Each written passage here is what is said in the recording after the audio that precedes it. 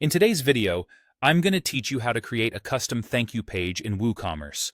This is particularly useful if you want to provide a personalized experience by redirecting your customers to a customized WordPress page after they've completed their purchase.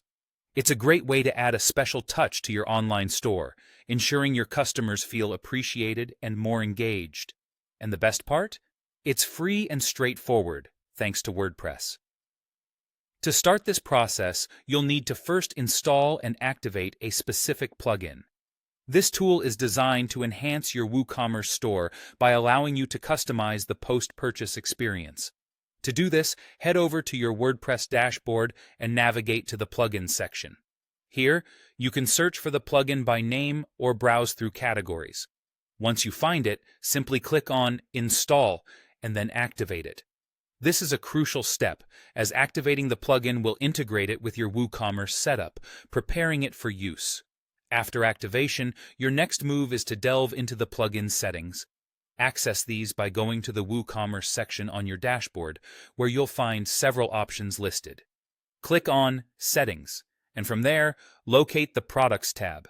Here, you'll see the Thank You Page Settings, which is the section we're interested in. This area allows you to configure where you want customers to be redirected once they complete their transactions. In the Thank You Page Settings section, you'll need to go to the bottom of the page. Here, you'll find an option to select the thank you page you've created.